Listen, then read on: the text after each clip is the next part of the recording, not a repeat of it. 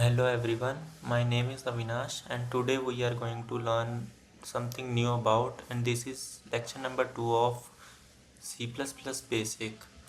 In this lecture we are going to learn about taking input operators. We have discussed already the operators, some operators like arithmetic operators, and we will discuss more about operator, and we will learn typecasting, hierarchy of operator, char and ASCII value. This is most important in this lecture. Let's start. First of all, क्या आपको पता है input कैसे हम लेते हैं किसी भी? जैसे हम पहले फाइल क्रिएट करते हैं, लेक्चर नंबर 2 है ये मेरा, इस पे हम करते हैं टेकिंग इनपुट नाम से। जैसे कि मैंने आपको पहले ही बोला था, हम C++ सीख रहे हैं तो यहाँ पे हम CPP लिखते हैं। C++ का एक्सटेंशन होता है CPP। कुछ बेसिक टर्म्स जो कि हमने पहले ही क्लास में किया है, stack include, IO stream, using name space, std int main. जैसे कि मैंने आपको पहली क्लास में बताया था कि हम कोई भी नंबर लेते हैं और इसको हम ऐसे आउटपुट में शो कर सकते हैं। अब देखेंगे आउटपुट हमारा आएगा 1, क्योंकि मैंने यहाँ पे 1 लिया है। अब लेकिन हर कंप्यूटर लैंग्वेज में जैसे आपने देखा होगा कि हम खुद ही कंप्यूटर को देते हैं कि आउटपुट लो। तो हम इस केस में एक्स में कुछ नहीं भर रहे हैं, एक्स को हम कंटेनर की तरह यूज़ करते हैं, मैंने प्रीवियस लेक्चर में बताया। तो हम x में कुछ नहीं डाल रहे हैं, तो हम यहाँ पे एक वर्ड यूज़ करते हैं सी इन, मतलब हम कंप्यूटर में दे रहे हैं सी इन और फिर ये वाला साइन। पहले हम देते थे ओपनिंग में, अब हम क्लोजिंग में दे रहे हैं सी इन एक्स। तो इससे अब क्या होगा आप खुद देखना। सबसे पहले ये कह रहा है कि मेरे को नंबर दो, जैसे मैंने 2 नंबर दिया, यहाँ पे 2 टाइप किया तो आउटपुट में 2 आया। अब यहाँ पे एक छोटा सा प्रोग्राम जैसे मैं लिख के दिखाता हूँ, square of number, cout enter a number, और ये हमारा स्क्वेयर ऑफ बन जाएगा। ये प्रोग्राम हमने लिखा है स्क्वेयर ऑफ अ नंबर। अब जैसे कि मैं रन करूँगा तो सबसे पहले आएगा एंटर अ नंबर, फिर मैं नंबर दूंगा, जैसे 2 दे रहा हूँ मैं यहाँ पे, फिर इसका आंसर आएगा 4। 2 × 2 = 4 होता है। तो ये सिंपल इसका काम है। यहाँ पे भी छोड़ वही स्क्वेयर ऑफ द नंबर है। Cin use to take input from the user, बस सीन का काम ही यही है कि हम इनपुट लेंगे, चाहे वो इंटीजर वैल्यू की इनपुट है, चार वैल्यू की इनपुट है, या फिर किसी और भी। नेक्स्ट है, अब एक छोटा सा क्वेश्चन करते हैं, सम ऑफ 2 नंबर। तो मैं यहाँ पे लेक्चर नंबर 2 को क्लिक करके यहाँ पे फाइल बनाता हूँ, sum.cpp, फिर लिखते हैं stack include IO stream using name space std int main. अब यहाँ पे मेरे को सम लेना है। लेट सपोज एक हम x वैल्यू ले लेते हैं और एक, हाँ मैंने आपको पिछली क्लास में ये नहीं बताया था, अगर हम ये वाला कॉमा यूज़ करके फिर y लिखूँगा तो हम सिंपल 2 लाइन में हम करते हैं इंट x इंट y, तो हम ऐसे भी सिंपल भी कर सकते हैं जितने मर्जी टर्म तक। अब मैं लिखता हूँ सी आउट एंटर x। सच यहाँ पे मिस्टेक हो गई है, मैं डबल कॉलन के अंदर लिखना था।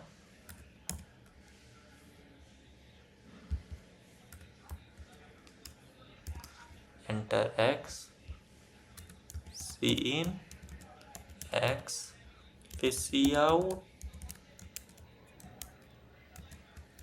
एंटर y,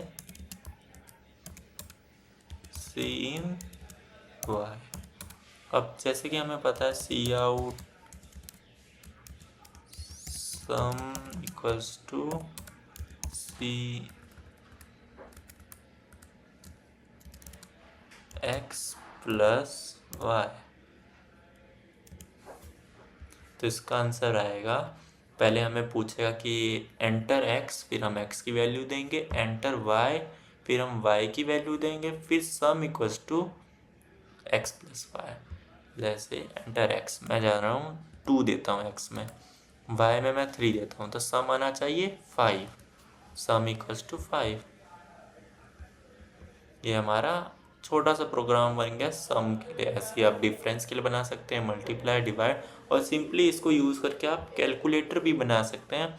लेकिन वो सिर्फ मतलब ये ऐसा रहेगा, हम वेबसाइट अभी बनाना नहीं देख रहे हैं, इसलिए हम उसको डिज़ाइन नहीं कर पाएंगे कैलकुलेटर को। लेकिन आप कैलकुलेटर भी बना सकते हैं, जैसे कि सम है, फिर डिफरेंस निकालेंगे, मल्टीप्लाई, डिवाइड, मॉडुलस, रिमाइंडर, जो जो अभी तक आपने सीखा है वो सब यूज़ करके कर सकते हैं। जैसे मैं इसको स्क्रीनशॉट लेके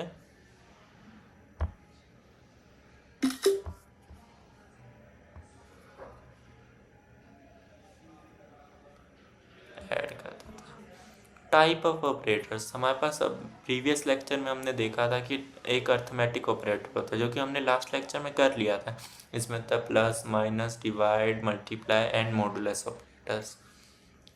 आज का हम टॉपिक करेंगे relational operators, logical, assignment operator and bitwise operator. जिसमें से लॉजिकल ऑपरेटर हम इफ एल्स वाले लेक्चर में करेंगे, जो कि अगला ही लेक्चर है, और बिटवाइज ऑपरेटर हम आगे आने वाले लेक्चर में करेंगे, जब हम डीएसए का कोर्स शुरू करेंगे, तो उसमें मैं बिटवाइज ऑपरेटर नाम से एक लेक्चर लूँगा, उसमें मैं कराऊँगा बिटवाइज ऑपरेटर। आज बस हम फोकस करेंगे रिलेशनल ऑपरेटर पे और असाइनमेंट ऑपरेटर पे। तो पहले हम देखते हैं रिलेशनल ऑपरेटर। रिलेशनल ऑपरेटर ज़्यादा कुछ खास है नहीं, इक्वल्स टू है, मतलब कि 2 इक्वल्स टू 2, यानी 2 के बराबर है। नोट इक्वल्स टू 2, नोट का मतलब ये एक्सक्लेमेटरी साइन हम यूज़ करते हैं नोट के लिए। नोट इक्वल्स टू 3, मतलब 2 3 के बराबर नहीं है। बाकी ये तो बेसिक है हमारे, greater than, less than, greater than equal to, less than equal to, ये तो बेसिक है। अब जैसे मैं एक छोटा सा प्रोग्राम भी आपको करके दिखाता हूँ। relational.cpp मैंने इसका नाम दे दिया।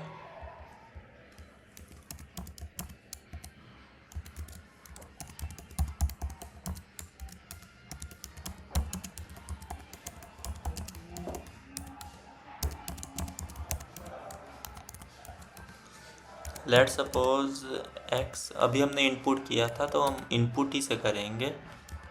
सी out enter x,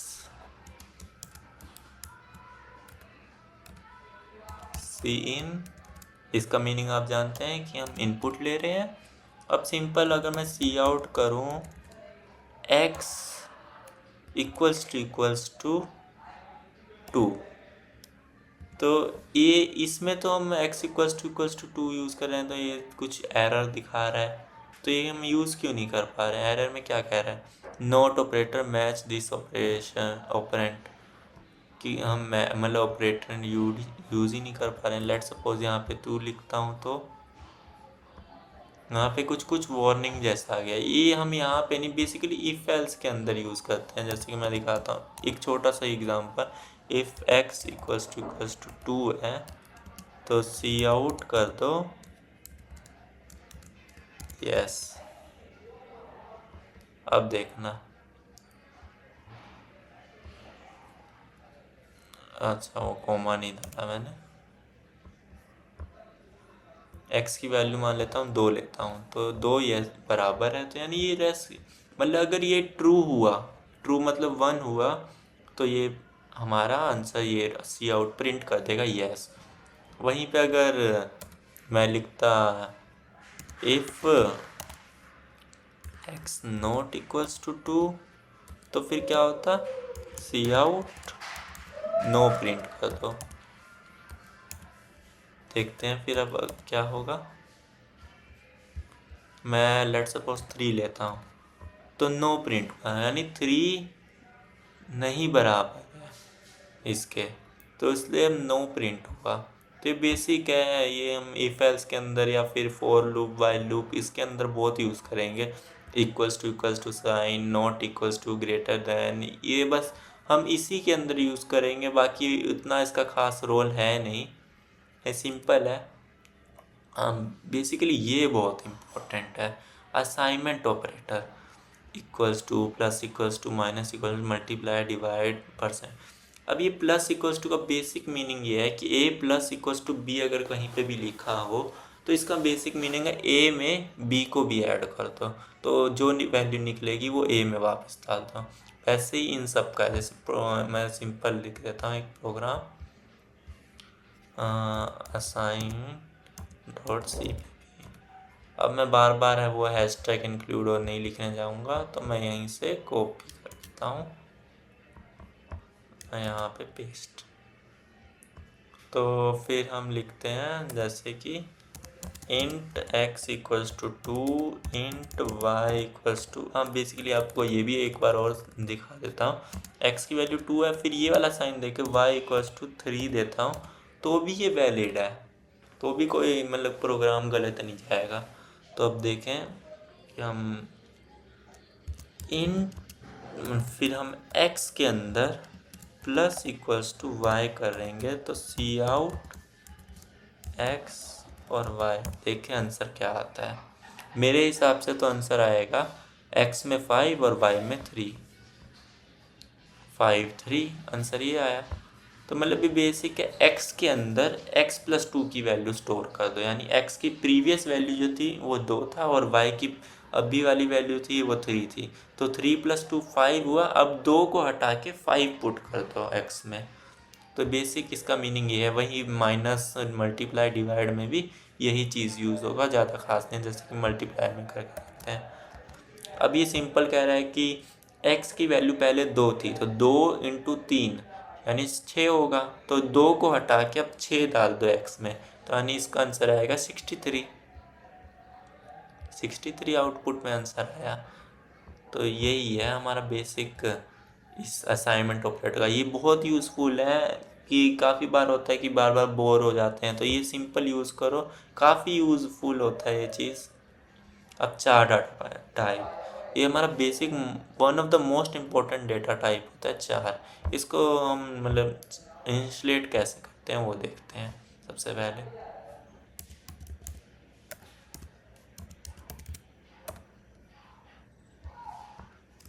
hashtag include iOS stream. आज का बहुत वैसे भी बहुत छोटा सा ही लेक्चर रहेगा।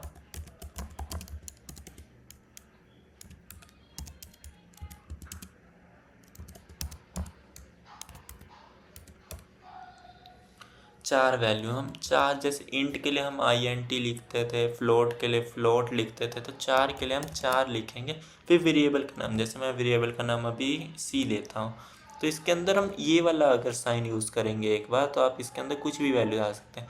मैं लेता हूँ A, तो A हमने पुट किया। अब C आउट करूँगा मैं C में, C को, तो इसका आंसर क्या आएगा, वो A आंसर आएगा, वो ब्रैकेट हट जाएंगी, A आंसर सिर्फ आएगा।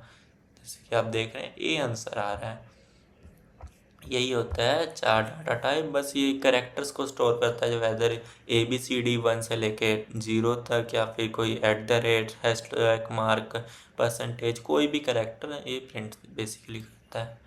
अब ये इम्पोर्टेंट है एसकाई वैल्यू, इसमें भी हमें सब कुछ याद नहीं करना है, बस हमें याद रखना है कि ए की एसकाई वैल्यू क्या है और कैपिटल ए और स्मॉल बी की कैपिटल ए और स्मॉल ए की वैल्यू एसकाई वैल्यू क्या है। तो हमारी कैपिटल ए की एसकाई वैल्यू होती है 65, अब बी की निकालनी है तो 65 + 1, ऐसे जेड तक की निकालनी है तो 26 ऐड कर देंगे 65 में, तो ये बन जाता है 90। हमें बस ए की याद रख लो 65 होती है और स्मॉल ए की होती है 97। अगर आपको फिर भी अगर याद रखने में प्रॉब्लम है तो हम यहाँ से भी निकाल सकते हैं इसका वैल्यू। मैंने आपको अभी, हाँ मैंने टाइप कास्टिंग आपको बताया नहीं है, तो टाइप कास्टिंग पर है। Type casting means converting one data type two another.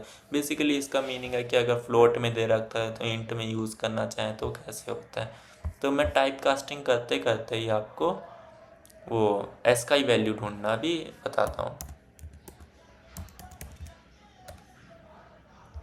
अब देखो एसकाई वैल्यू निकालने का तरीका with the help of type casting.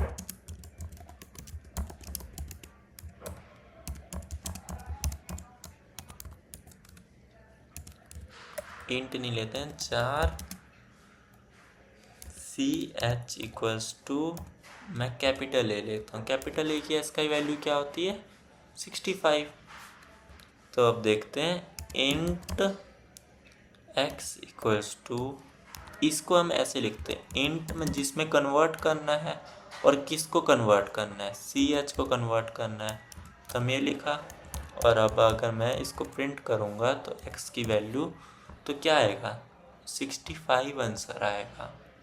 जैसे कि आप देख रहे हैं s का ही वैल्यू प्रिंट होगी। अब यहाँ पे मैं b लेता हूँ,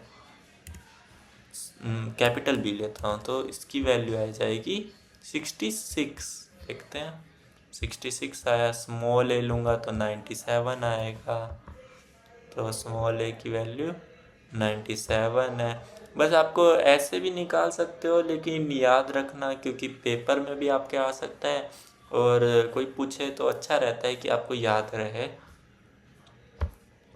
टाइप कास्टिंग बेसिक यही है, अगर फ्लोट में है तो इंट में कन्वर्ट करना, चार में है इंट में कन्वर्ट करना, टू फाइंड एस का वैल्यू, एंड दिस इज बस बेसिक। अब ये इंपॉर्टेंट है हायरार्की ऑफ ऑपरेटर्स। अब किसी में क्वेश्चन में दे देते हैं कि आपको इंटरव्यू में क्वेश्चन पूछेंगे कि इसका आंसर क्या होगा, आप वहाँ पे तो कोड रन नहीं कर सकते। यहाँ पे अगर कुछ भी लिखते हैं तो सिंपल यहाँ आउटपुट में आंसर आता है, और यहाँ पे अगर कुछ गलत लिखते हैं तो रेड मार्क बन के आता है। लेकिन अगर आपको इंटरव्यू में देंगे तो सिंपल पेन पेपर दे सकते हैं या फिर नोट पैड पे लिखने को कहेंगे, तो वहाँ पे तो कोई रेड लाइन बनेगा नहीं, कोई कुछ नहीं। तो ये हायरार्की ऑफ ऑपरेटर बेसिकली ये है।